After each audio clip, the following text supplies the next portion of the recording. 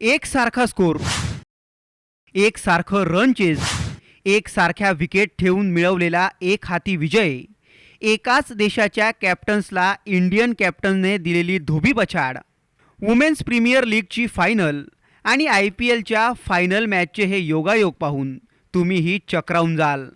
हे खरंच योगायोग आहेत की मग ठरवून लिहिलेली स्क्रिप्ट? असे प्रश्न IPLच्या फायनलवरून आता विचारले जात आहेत. कारण दोन वेगवेगळ्या फायनल मॅचेसमध्ये इतकं साम्य पहिल्यांदाच पाहायला मिळालं आहे. IPLच्या मेन्स फायनलचं काय आहे, वुमेन्स प्रीमियर लीगच्या फायनलची कनेक्शन, हे पाहण्यासाठी हा व्हिडिओ शेवटपर्यंत पाहावा लागेल. आणि हो, साम टीव्हीचं यूट्यूब चॅनल सबस्क्राईब केलं नसेल तर सबस्क्राईब करून बेल आयकॉन क्लिक करायला विसरू नका.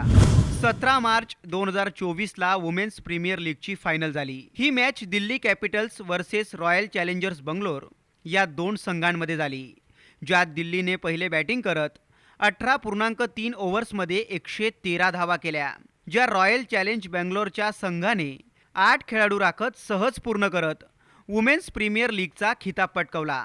या फायनल मॅचच्या 3 महिन्यांनंतरच म्हणजे 26 मे 2024ला IPLची फायनल झाली. ही final Sunrisers Hyderabad versus Kolkata Knight रायडर्समध्ये खेळली गेली.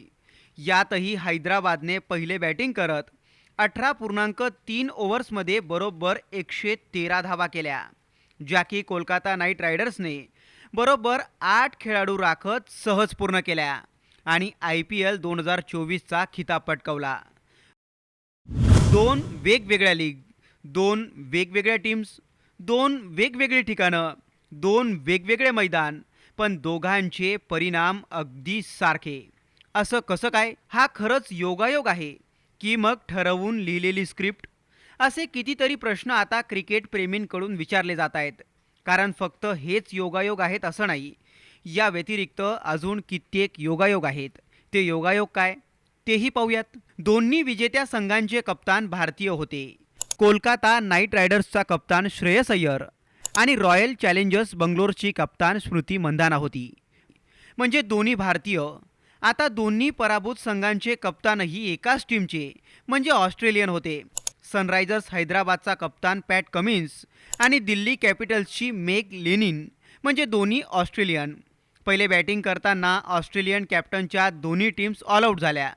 दोन्ही टीमने बरोबर 18.3 ओव्हर्समध्ये 113 धावा केल्या आणि चेस करणाऱ्या इंडियन कॅप्टन्सच्या टीमने हे टार्गेट बरोबर 8 विकेट राखत पूर्ण केलं. इतके सगळे योगायोग IPLच्या दोन फायनलमध्ये एकाच वर्षात फक्त 3 महिन्यांच्या अंतराने पाहायला मिळाले. म्हणून यावरून आता क्रिकेट चाहते हे योगायोग आहेत की जाणून बुजून लिहिलेली स्क्रिप्ट आहे असे प्रश्न विचारतायत. याबाबत तुम्हाला काय वाटतं? कमेंट करून नक्की कळवा.